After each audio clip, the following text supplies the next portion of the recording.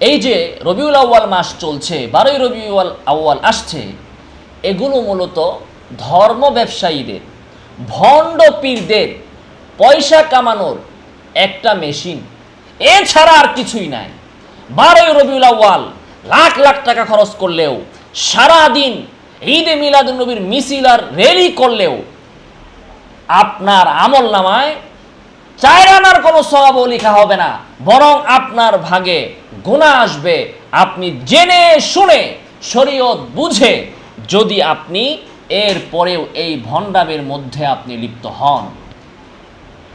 আমাদের এই সময়ে দেখা যাবে বিভিন্ন বক্তারা, বিভিন্ন দরবারের লোকেরা এবং বিশেষত হক লেভেল ধারী বক্তারা এখন মাঠে আসবে যে ঈদে মিলাদুন্নবী অমুকে বলছেন, তমুকে বলছেন, তমুকে বলছেন, তমুকে বলছেন।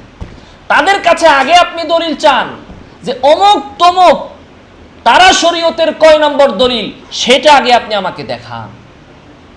যেখানে আল্লাহ রাসূলের স্পষ্ট হাদিস আছে, লা তাত্তাখিদু ইয়াওমান ঈদা ওয়ালা তাত্তাখিদু শাহরান ঈদা, কোন দিবসকে নিজের পক্ষ থেকে তোমরা ঈদ হিসাবে গ্রহণ করো না। যেখানে আল্লাহ রাসূল সাল্লাল্লাহু আলাইহি ওয়াসাল্লাম মদিনায় গিয়েছেন, দেখলেন যে সাহাবায়ে কেরাম তারা ঐতিহ্যগতভাবে তাদের নির্ধারিত ঈদ উদযাপন করছে। তখন আল্লাহ রাসূল জিজ্ঞেস করলেন, এগুলো কি? বলা হলো যে এগুলো হচ্ছে এই দিনে আমরা উৎসব করি, আনন্দ উল্লাস করি। আল্লাহ রাসূল বললেন যে না, খবরদার, ইসলাম তোমাদেরকে এই 2 দিনের পরিবর্তে ভিন্ন দিন দিয়েছে, ওই দিন তোমরা ঈদ উদযাপন করবে, সেটা হচ্ছে ঈদুল ফিতর, ঈদুল আজহা। যদি নিজে নিজে বৈশা বৈশা ঈদ পালন করা যেত, তাহলে ওই ঈদগুলোকে রাসূল কেন বাদ দিলেন? সেগুলোকে কেন রাসূল বাদ দিয়েছিলেন? কাজেই অমুক তমুকের কথায় শরীয়ত চলবে না।